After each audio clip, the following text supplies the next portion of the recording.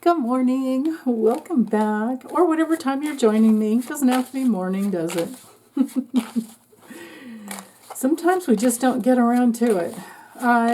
So let's see.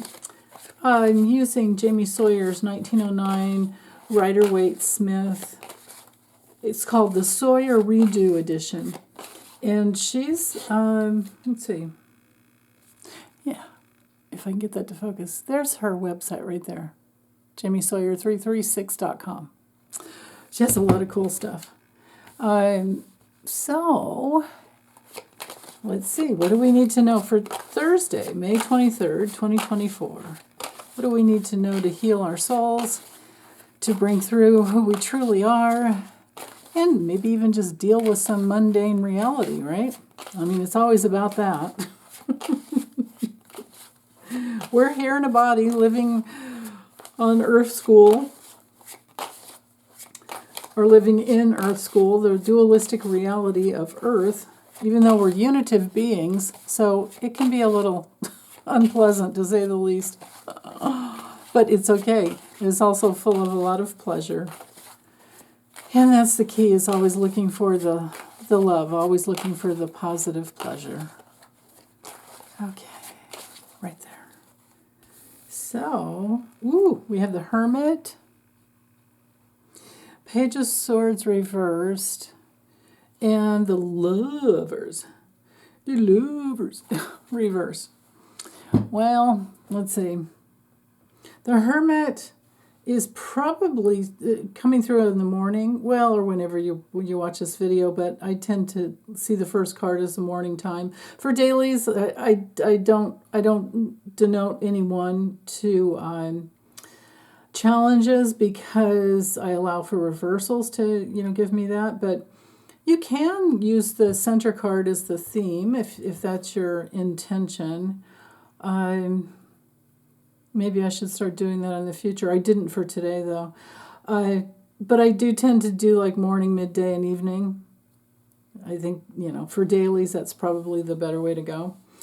So our Hermit card is ruled by Virgo. It's one of the evolutionary gateways, which each one of the majors are. And this particular one is all about the need to be alone and hear your inner voice, get your inner guidance. It's all about searching your soul. So maybe something came up in dream time that helped kind of shine the light for you as to being on your path. I love to use the symbology in the Rider-Waite Smith, and being at the top of a mountain. Even though it might be snowy, he made it up there somehow. And now he's got the bigger perspective, so there is a lot to do with perspective. I always look at with Virgo being at the highest form, being divine order. So I really feel this card denotes getting inside of the cosmic reality that is much, much, much, so much bigger than what we can perceive as humans, until we break through those barriers, until we get under those veils that seem to block us. But the way you do that, it's kind of a trick, the way you do that is to get inside yourself, because the universe, and this is the only way you'll learn that the universe is inside you. You have to get to your quiet place, your stillness within. And we only do that when we've, grabbed a hold of this major, baton here, or walking stick, whatever you want to call it. But it's symbolic of being on your path, getting on your path, the quest for being on your path. And you can see the star inside the lantern here. I love that artwork there. So, yeah. So something in dream time maybe came through, or you finally started to meditate, even if it's only 5 minutes, and gradually I think you'll realize that it is a real need, or at least the downtime, quiet time is a real need. To get to that place of inner emptiness is really wonderful, because then you can, then you start First, when you're meditating, you're expressing, you're pushing out all of the noise, the chatter. You're coming back, excuse me, with your breath to who you are. You're recentering yourself. You're constantly letting go of the chatter and then recentering. And it's hard not to get frustrated with that process. That might be what the Page of Swords is about. So with that, inside of that process, at some point you're done with the expressing, or pushing out, the expressing, and then you can start visioning and like impressing into your, from your inner reality outward. But it comes from deep within, that place where the universe is inside of you. In fact, it's in the nucleus of every cell of your body. So you can't get away from it. But we all tend to, just look at the artwork in this card. They thought back in 1909, right, when this artwork was finally put together, they thought you had to climb to the top of a mountain to find yourself. And it's not true. Which is depicted in the Light Seers Tarot with the Hierophant. But I like to use the artwork in whatever way triggers something, and I just really feel it has to do with finding your light within is key. And then with the Page of Swords reversed, now normally the keywords with the Page of Swords coming through in the reverse position is somebody who's like all talk and no action, and has maybe promised something in the past, and it's not coming through. So this can be about inner misconceptions on a spiritual level. It can be inner misconceptions, generalizations, wrong conclusions, where you're stuck in duality and you're not seeing clearly, you're not understanding clearly. But getting inside of who you truly are, that's the process. We're going inside to clear out it's like planting a garden. You have to pull the weeds. So we're pulling the mental weeds. And then with the, and it takes time. So don't worry about it. Don't be, some other keywords with the Page of Swords is about being hasty and impulsive and things like that. Now, politically, this is like a spy, right? But I'm not doing political readings with these dailies. So this, I'm sure, has to do with clearing out the cobwebs of the mind so that you can think more clearly and then move forward. Now with the Lovers coming through reversed, sometimes it's just an imbalance in a relationship. And it can be, for someone out there, maybe you're going through a divorce, and you're having to clear out the cobwebs. You're taking all this time alone to clear out the cobwebs of that awful relationship, or how it went bad, and maybe it wasn't awful, but it turned out to be a mismatch, or maybe all of this is coming up. Maybe you've been divorced for 20 or 30 years, but you've had something come through in dream time that helped you to understand how you ever hooked up with that person and how they were just like your unresolved issues with your parents. And now you're clearing that out, and it's like, it couldn't have been any other way, right?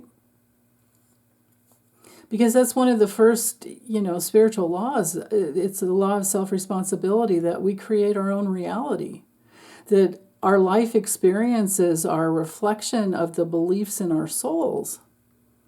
So, it's that pisses some people off. You would not believe the comments I've had, calling me a victim shamer and things like that. It's like, no, that's not what I'm saying.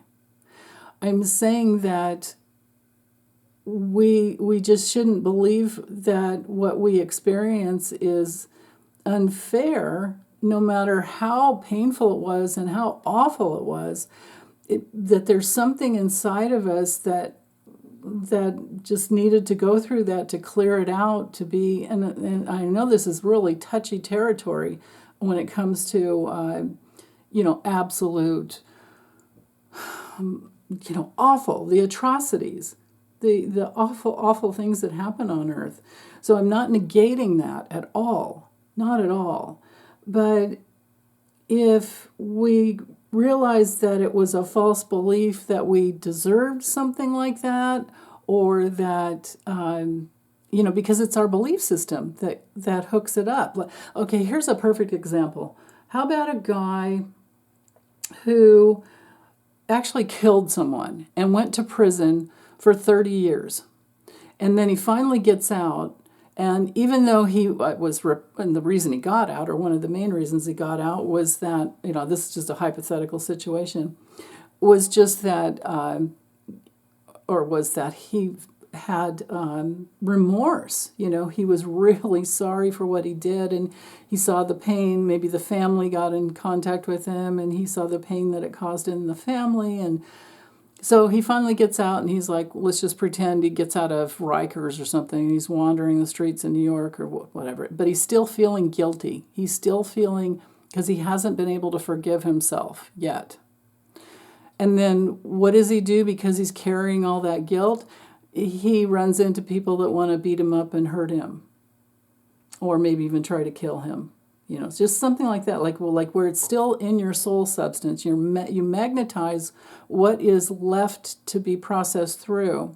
And I don't want you to worry. I don't want you to think, oh no, what's coming down the pike? Well, if you're my age, or if you're, anywhere over 60, I would think that you've probably already experienced the hardest that you'll have to, unless you're a criminal, like these politicians that just get away with it forever. Then, of course, who knows what their next lifetime will be. But anyway, forgiving yourself is huge. Forgiving others is huge. But most of all, you can't get to any of those places until you've, like the hermit card, you've gone within and you've found your light.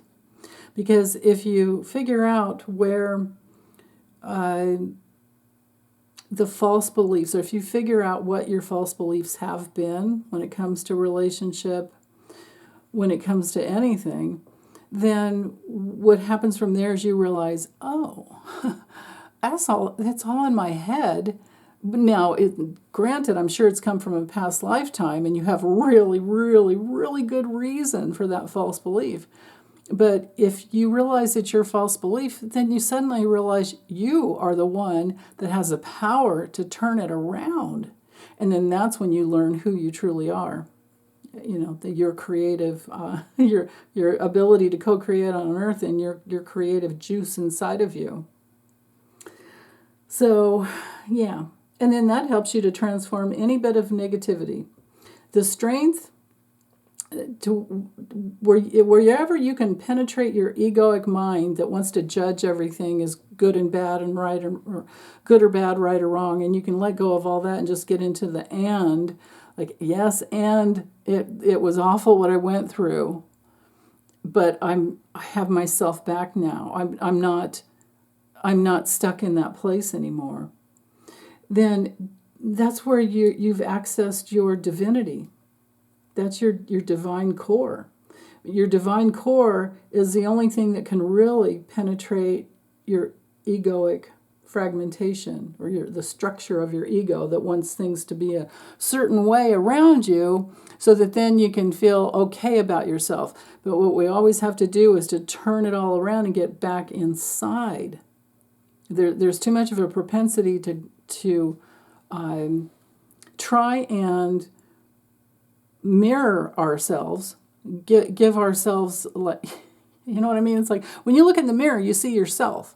You don't see all those other people outside of you looking at you. It's all about you, right? And like there's something just so basic and simple about that. So yeah. But that's how you transform yourself. And it takes a lot of that, hermetic Virgo consciousness to get inside of all those little false beliefs and question them from all different angles. And then eventually, everything turns right side up, and you're like, oh, I can just bat that false belief out of my head because I know it's a false belief. And not only that, I turn it all around And now I'm communicating with myself on a much deeper level, and I've rebalanced my soul substance inside, because it's all about that, of course. And then you can really start creating the life that you're meant to experience from within. It all comes from within. It's always from the inside out. So, okay, that's it. Thanks, you guys. Big hugs as always. Bye.